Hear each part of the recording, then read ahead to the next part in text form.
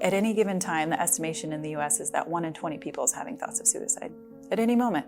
So you're in a classroom, you're in a grocery store, you're in a group of people, chances are someone there is probably having thoughts of suicide. So any community member can benefit from suicide prevention education.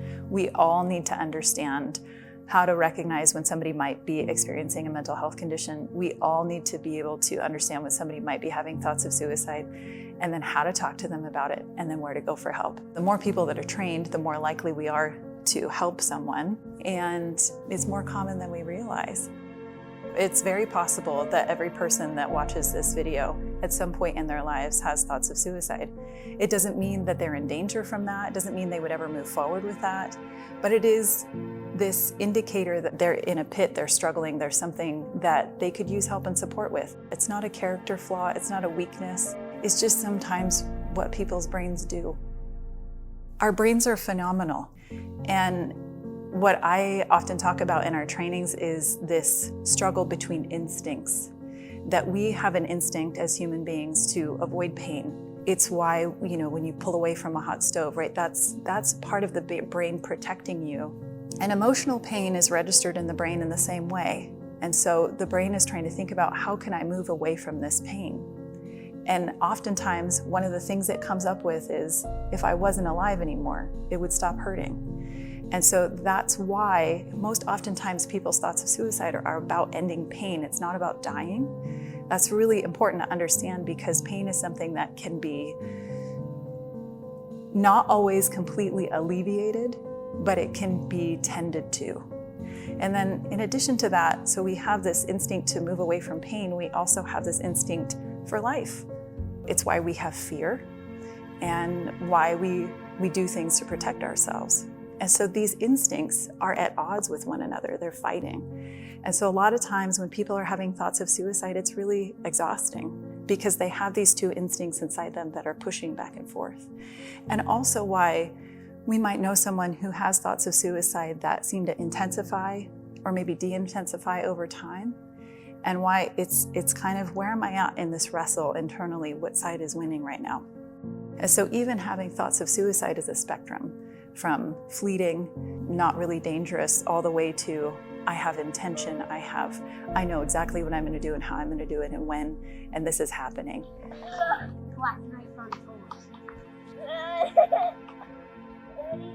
Cars are going crazy. Zach. What? What are you doing? My name is Sabrina Votava, and I am the Executive Director and founder of FailSafe for Life. Our mission is ending suicide through connection, education, and hope. It's something that I'm incredibly passionate about. It started for me because of personal loss. Here comes the wild girl. Special guest hanger, the DJ Casey. I lost 2 of my brothers to suicide 6 months apart. I just felt so blindsided about the loss, because I knew they were struggling, but I didn't know how bad. And I didn't know what to look for. I didn't know to ask. I didn't know that it was okay or even helpful to say, are you having thoughts of suicide? And even if I was prepared to ask that question, I had no idea where to go for help. And where's the incredible bulk? I grew up with 3 older brothers. What the heck? Casey, how to revive That's scared. Oh, you can't push me, man! I have a lot of fond memories, entertaining memories of our childhood together. We were fairly close. And here we are at the flippin' A. There's Dad working away. We're zooming in on Mom. We have 4 of each food group every day. Coming from Zach, no you shouldn't.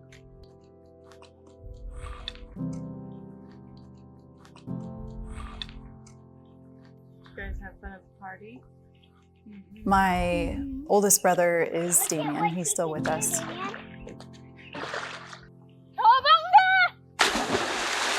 My brother Zach was next in line, next oldest.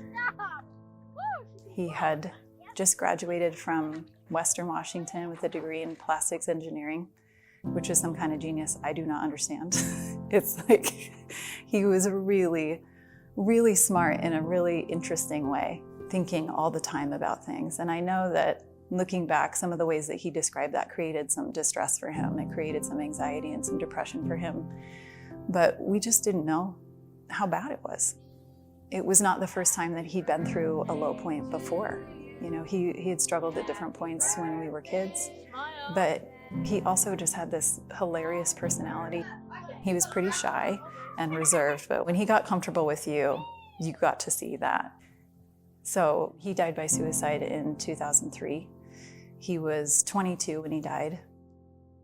I also know that different members of my family on both sides of the family had struggled with their mental health. And so when you have that kind of in your line and in your family, it's hard to recognize because it seems normal. I also have my own experiences with anxiety and depression. I've been diagnosed with both generalized anxiety disorder, depression, major depressive disorder. So when my brother Zach died, when I say, you know, it seemed normal, it was like, well, everybody goes through really low moods, don't they?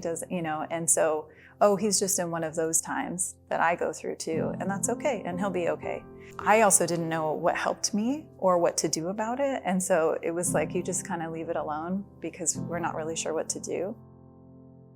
I don't know really what else to include about Zach, just that, you know, he was a really sweet guy, and you know, I still miss them all the time.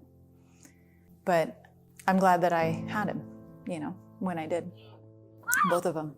Casey was a little bit more of a rebel, I would say. Get out of here! Hi, Case. He did not always follow the rules. I know he gave my parents quite the run for their money in raising him. But he really had the sweetest heart. Yeah, the competition. Did you have fun? He just didn't particularly care for authority, so there's Holy macaroni, look at that guy. I can do it backwards. But he was 23 when he passed away, and he'd struggled with addiction at different points in his life as well, so not without his share of mental health challenges. And he had recently been to rehab before he died by suicide. It was a handful of months before. And that was hard for him because it was not necessarily something he wanted to do. It was a requirement of his job because he had tested positive on a drug screening for work. And so he wasn't in the mindset that he was ready to do that. And that was how he coped. He really didn't let on anything after that. He was applying for a new job and got a new job, and it was a great position. He would have been set up for the rest of his life if he wanted. He had just accepted this position right before he died.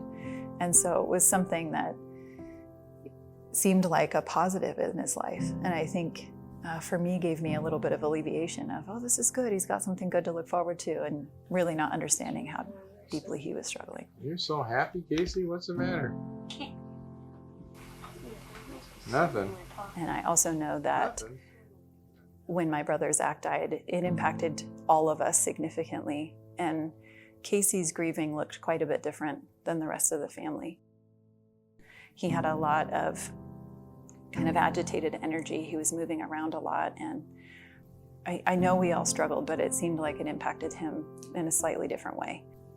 So it was about 6 months after Zach died that he died by suicide. Again, we just didn't know. We didn't know how deeply he was struggling. And he even told me, he said something along the lines of, if he couldn't start using drugs again, that he would end his life. And he said it in such a way that I didn't know that he was serious. And he also said it in a way that made me think that there's no way he could do that. It was so outside of reality of my brain to think that he could possibly do this, because he saw what happened and how awful it was.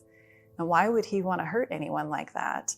And I really never, for me, got to the point where I really considered suicide or had intentions around it. And so it was quite a different place mentally to be in than they got to.